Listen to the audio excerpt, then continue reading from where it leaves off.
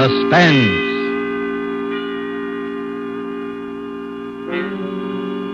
This is the Man in Black, here again to introduce Columbia's program, Suspense. Our starring Hollywood cast of characters reads as follows for tonight. As Aunt Julie, one of those stark, severe, and terrifying women who is encountered ever so often along the grimmer outposts of the American countryside, Miss Agnes Moorehead.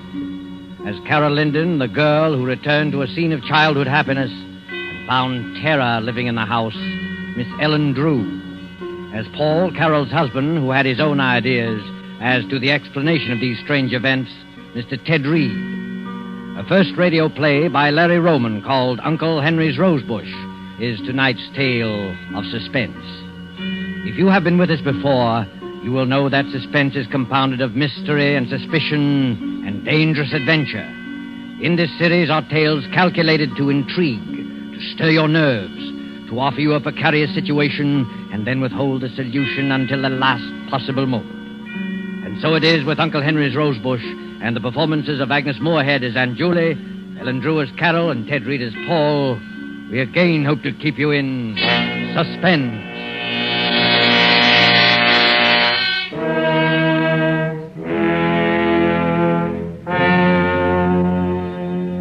I shall tell you the story exactly as it happened. There's no use pretending. I'll never forget, and I know I'll not awake and find it all a dream. It's real, and for the rest of my life, I shall know it's real.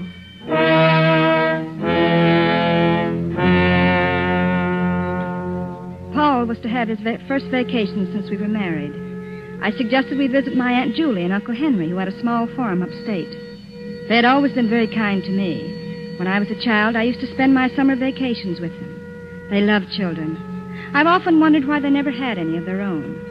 Some time ago, I'd lost track of them. They had never seen Paul, and I was certain they'd like to. Paul said it would be fine. We'll surprise them, I thought. We were the ones who were surprised.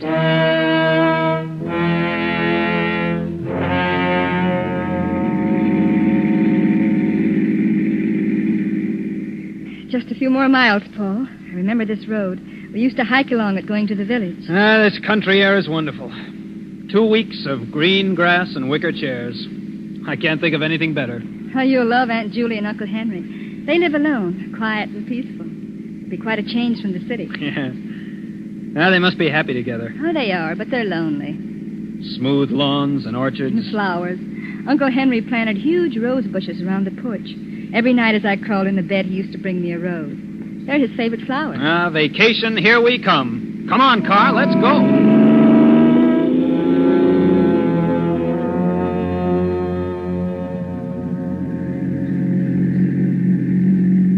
Around the bend. Here we go.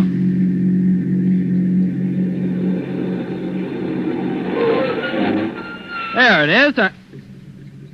Carol, look. Why, Paul. Are you sure this is the place? Yes, but all the weeds and the broken shutters. Looks as though it's been neglected for months. I don't understand. Yeah, perhaps it's deserted. Oh, but it can't be. It's their home. Well, come on. Let's go up and see.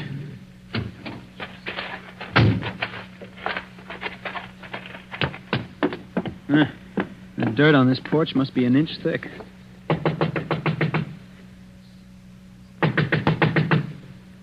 No answer. Nobody here. Look, Paul, over there at the end of the porch. The rosebush. Uncle Henry's rosebush. Why, it's trimmed and neat. It's the only thing that seems to be taken care of. Oh, then somebody must be here. Maybe they can tell us what happened to Aunt Julie and Uncle Henry. Knock again. Mm-hmm. Someone's coming. Well? We're looking for a Mr. and Mrs. Connors. They used to live... Why, Aunt Julie! I didn't recognize you. But it's me, Aunt Julie. It's Carol. I wasn't expecting you. Oh, Paul's vacation. We thought we'd spend it here. Well, you've been asking for us for years. This is Paul, my husband. Carol's told me so much Why about did you come? What? I said, why did you come? Well, aren't you glad to see us? Aunt Julie, something's happened. Nothing's happened. Oh, but it did. Tell me, Aunt Julie, we'll help. Well, of course we will. You shouldn't have come. Well, Carol, if she doesn't want us, let's go. No, Paul. This isn't like you, Aunt Julie. Something dreadful has happened, I know it. Go, Carol. Please go. Listen, if it's money, Aunt Julie, well, we haven't got too much, but you're welcome to I it. tell you, nothing's wrong. Oh, but there must be. This house... You're her husband. I'm asking you to take her and go away. Oh, Come on, Carol. We're not wanted. Let's go. we're going to stay. Well, there you are. She's your niece, and you know how stubborn she can be. We're going to stay. Where's Uncle Henry? I say, where's Uncle Henry? He's not here. Oh, but where is he? He's not here. Isn't that enough? Oh, when'll he be back? He won't be. Oh, but Aunt He Julie... won't ever be back. I stood there bewildered. Aunt Julie had run out of the room. Oh, perhaps she was crying. I don't know. I just knew that Uncle Henry was gone. He had left her. It seemed strangely impossible. They'd always been so happy. So supremely happy that it seemed that the only thing that could separate them on this earth was death.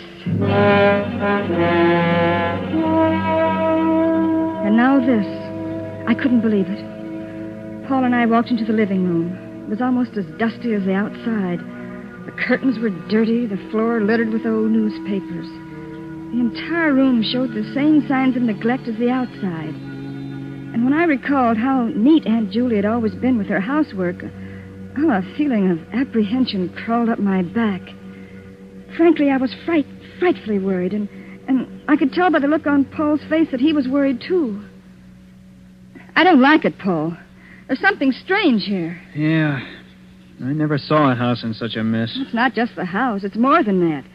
Something much more. I'm sure of it. Well, really, Carol, it's none of our business, don't you? Well, perhaps not, but you don't know Aunt Julie like I do. She'd never ask for help, no matter how much she needed it. I'm just not trying, Paul. I suppose you're right. They've always been so kind to me. I've got to help them. But how can we, Carol? Why, we don't even know what's wrong. They were always so happy together. Somehow I can't believe they've broken up. Something else has happened. Something terrible. And I'm going to stay until I find out what. Well, in that case, we better find a place to sleep. All the bedrooms are upstairs. Come on. Right. Wow. Look at the dust on the banister. I bet this place hasn't been cleaned in a month. Paul. Huh? Did you see the way she looks? Yeah. Gee, her face seems completely wrinkled with worry. No wonder I didn't recognize her. She seems much older and frightened. Well, do you think she's ill? I don't know. I wish I did. Wow, look at that hall. Gloomy and dirty. Where do these doors go to? Well, that one's to Aunt Julie's room, and this one's Uncle Henry's. The one across the way is the spare. I guess that's ours. Well, let's go in. Wow. What a mess. Well, might as well get busy cleaning. Yeah, there's nothing like a good round of house cleaning before supper. Paul, so long as Uncle Henry's not here, maybe we can take his room. It's got an adjoining door to Aunt Julie's, and then in case she needs us, we'll be near. Okay. It doesn't matter to me which room we clean. Let's go. Here. It's this one over here. Well, this is... Paul, look. It's all clean and neat. Well, I'll be darned. It's the only clean place in the whole house. I don't understand. Every room is inches in dirt, except this one. The outside is completely neglected. Except the Rosebush. Uncle Henry's room and Uncle Henry's Rosebush. I don't get it. Well, look, on the dresser there. Aunt Julie's picture and a pipe and tobacco. Why, that's Uncle Henry's favorite pipe. Drawers full of shirts, socks, underwear. Carol, if your uncle went away, why did he leave this? I don't know. Strange, but... What's that paper, Paul? Why, it looks like... It is an insurance policy for $30,000 payable to your Aunt Julie in case Uncle Henry dies. Carol, What are this you is... two doing here? Aunt Julie, What are you doing here? Well, we thought What's that in your hand? An insurance... Give it to me. But And keep out of this room. Well, we didn't need any car. I didn't know how to take this. Uncle Henry's pipe and all his clothes were still in his room. And yet, Uncle Henry was gone. I couldn't understand why Aunt Julie got so angry. I looked to Paul for an explanation. I could tell he had something on his mind, but I didn't dare ask him what it was, and he didn't say. After Aunt Julie's outburst, we went back to the spare room and cleaned it. Then we washed and started downstairs for supper. Watch your step, Carol.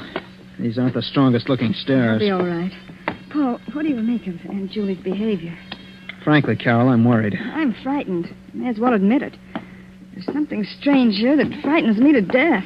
Well, I don't think there's anything to be frightened of. It's just that... Oh, there, that's the last step. This way to the kitchen. Right. No, as I was saying, I don't think there's... Look out, Carol! Well, that was close. That vase just missed you. A vase? Yes, and it was a heavy one. The one at the top of the stairway. If it would have hit me. Yeah. Oh, Paul, I'm frightened. Look, coming down the stairs. What happened? The vase fell. Just missed Carol. Oh, don't worry about it. I didn't like the vase anyway. The vase? What about Carol? She almost got killed. Never mind, Paul. It was an accident. An accident?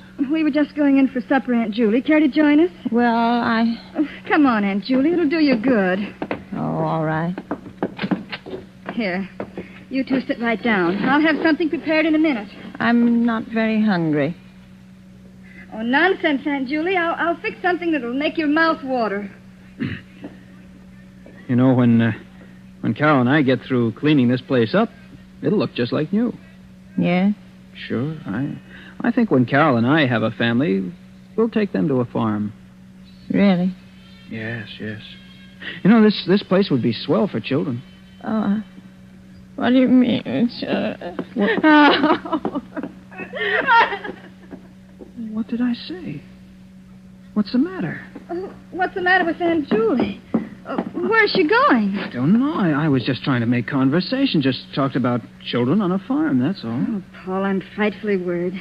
Do you think we ought to call a doctor for her? I don't know. We have to do something. She certainly doesn't look too well. But maybe she isn't really sick. What do you mean? Well, maybe if your Uncle Henry did leave her, well, then maybe... You mean she still loves him? It's possible, but... Oh, but you don't really believe it. Oh, Carol, I don't know what to believe. I just know something's wrong. Uh-huh. I'm not hungry, Paul. Me either. Let's go for a walk. Maybe we can figure something out. Country's so peaceful and beautiful in the night. Yes, it is. I wish you could enjoy it. But I can. Oh, don't try to fool me. Your first vacation in years, and you run into this. Well, we have to help her. Of course. But how? Yes, we don't even know what's wrong. She not only won't tell, but we can't get near her long enough to talk to her. Suppose Uncle Henry really did leave her. He may have gone off in a huff. That would account for the clothes being here. Well, perhaps. And suppose she still is in love with him. Well, that would account for... But even if that's so, could that make her feel so badly? Make her act like this? Not talking, neglecting everything? Everything except his room and his flowers. I don't know. A woman's love is a strange thing. If you left me, I don't know what I'd do. Well, if that is the case, the thing to do is to make her forget. That won't be easy. No, I don't imagine it would be. But suppose we take her to the city with us until she forgets. Well, we could ask her at least. Yeah, come on. Let's go find her. Oh. Hey, watch out. Oh. You almost fell. I tripped. I'm all right. Look, Paul. What? Look what I tripped over. It's a mound of freshly dug earth. Well, what's that for? Paul, it looks like a grave. Oh, don't be silly. Why, it's just a... Forget it. Come on, let's find Aunt Julie. Paul, that... Forget it. Say, what's that building over there? That's the barn. There used to be a swell old cow there with a bell around her neck and chickens and ducks and all sorts of pets. Yeah, this must have been a happy place. It was, but now... Paul, standing by the barn, it's Aunt Julie. Come on, let's ask her now. Aunt Julie! What you doing? Following me? How could you? Well, it was a nuisance. Oh, Aunt Julie. Oh. A cat. with its neck wrung.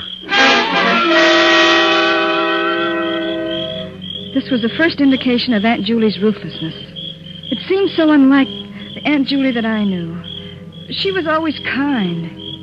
But there was no mistaking the anger in her eyes as she stood there in the dim moonlight, the strangled cat in her hands. She killed it, she said, because it was a nuisance. If she could do that, what else was she capable of doing? Paul and I went into the house. We went upstairs and put the finishing touches in our room and went to bed. I couldn't sleep. And as I watched the moon make its slow, solitary way across the heaven, I kept thinking, Paul and I are also a nuisance. Paul and I are also a nuisance. Toward midnight, I became drowsy and was just beginning to fall off to sleep when I heard footsteps in the hall. Paul. What? Paul, wake up. What is that? Shh. I hear footsteps in the hall. Footsteps? I don't hear anything. There. Hear it? Yeah. Must be Aunt Julie. Oh, what would she be doing up this time of night? I don't know, but who else could it be? Well, I'll go see. I'm coming with you. Now, quiet. Don't put on the light. I can't see. Oh, yes. Now I can. It is Aunt Julie. She's walking down the hall. I think she's coming this way. Quiet. Shh. I think she's... What's she got in her hand? Looks like a scissors. Scissors? Yes. What would she be doing with... Carol, she's coming this way. Oh. Get back in bed, quick. What? Get in bed. All right, now, quiet.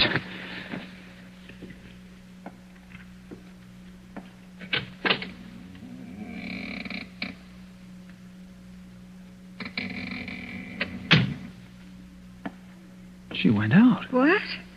Yeah. She just looked in and left. Do you think she knew we were awake? I don't see how. Let's follow her. All right. Where's my other slipper? Ah, there. All right, come on. She's going downstairs. Come on, and be quiet. I think she's going outside. Let's go. Not so fast. Give her a chance to get out. There, she's out. Come on. Look, Paul. She's cutting a bunch of roses off the bush. She's taking them around to the back of the house. Come on. Here. Now get down behind this bush. Look! Paul! She's going over to that mound and placing the roses on it. Paul! But, Paul, it looks like... Quiet, Carol. She's kneeling beside it. Now she's getting up and coming back. Get down.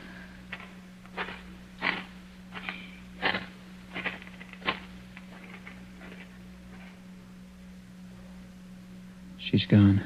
Paul, do you know what that is? I got a pretty good idea. Uncle Harry's roses with Uncle Henry's grave.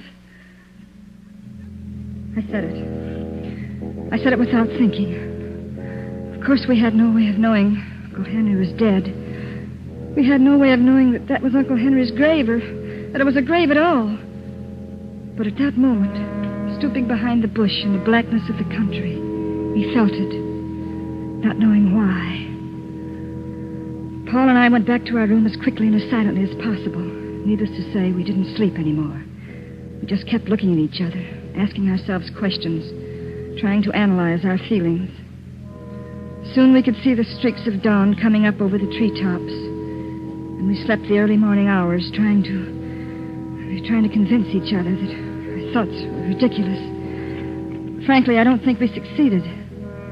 Finally, we decided not to mention it, to go on with the cleaning the next day as we'd planned, to make believe nothing had happened until we had proof. That day we spent cleaning, and all day Aunt Julie was nowhere to be seen. Yet I had a strange feeling that someone was watching our every move. Toward evening, Paul and I sat down for a bite to eat. More coffee? Oh, thanks. I wonder where Aunt Julie is. I don't know, Carol. That's a strange aunt you've got. Yes. Paul, look.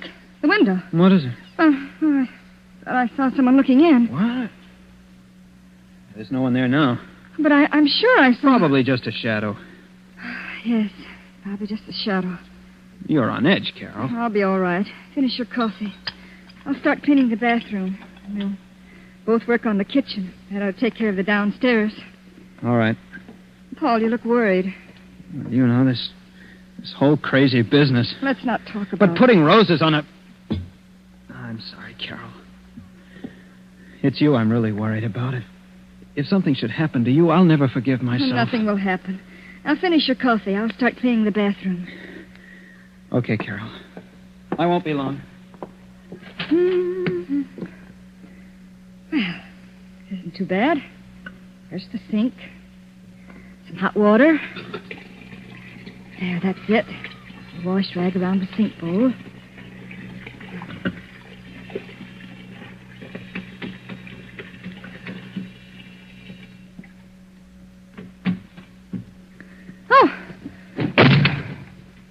Oh, dear. Just the wind. Guess I'm getting jumpy. This place won't be half bad when it's clean. Now, the medicine chest. Clean the mirror. And the shelves. Oh. What?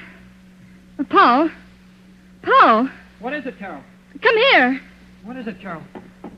What's the matter? Look. Here in the medicine chest. Where?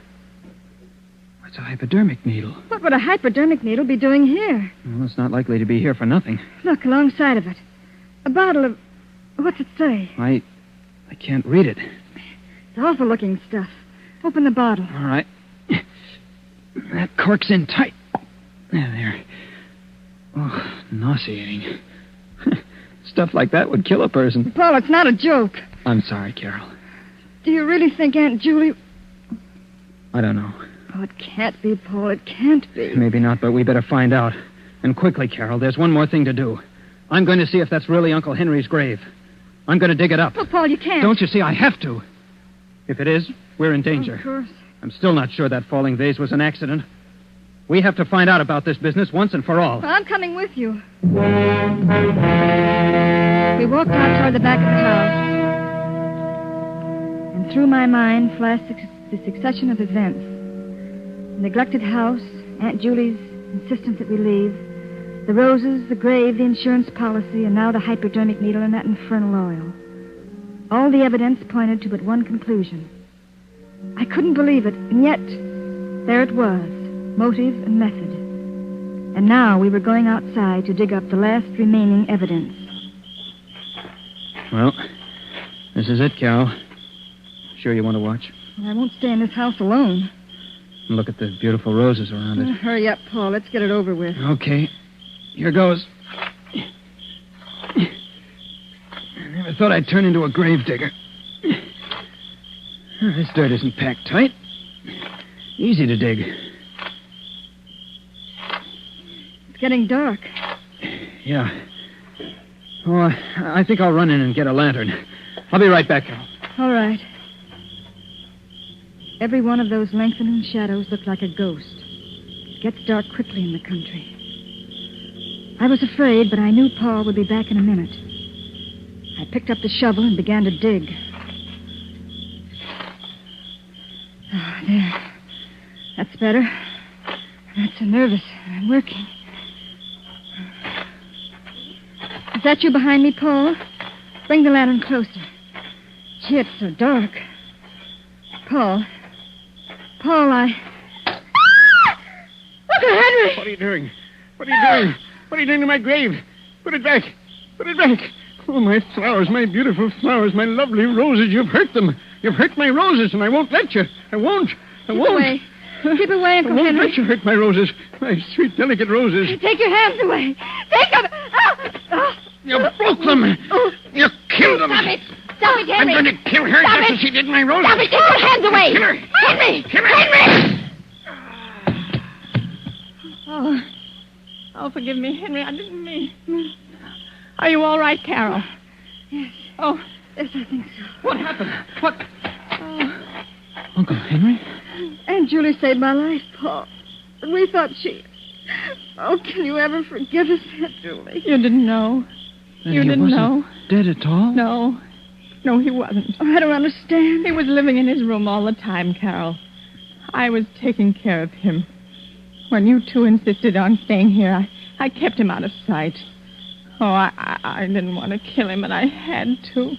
He would have killed Carol. Aunt Julie. Oh, if you only had left when I asked you to. But perhaps it's better this way. He never got that violent before. I could always take care of him. The hypodermic needle and the sedative calmed him when he got a little wild, but then when I saw him strangle the cat, I knew he was getting completely out of hand. Yes, it's better this way. He's better off dead. Poor Uncle Henry. The grave and the roses were a whim of his. A whim. And look, he fell right in his own grave.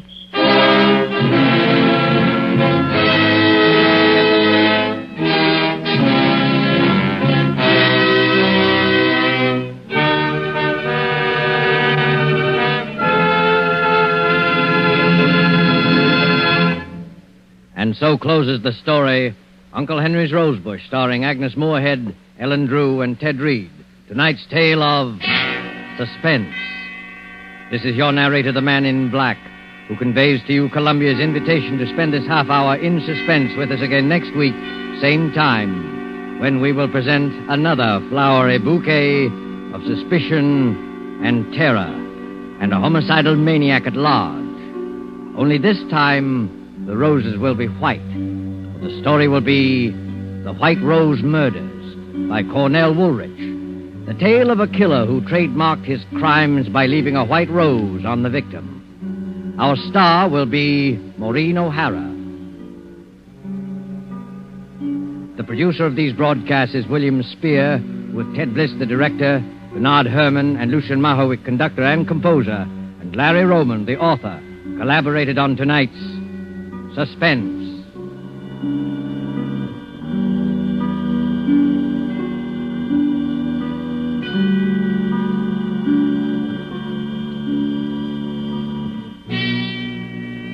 This is CBS, the Columbia Broadcasting System.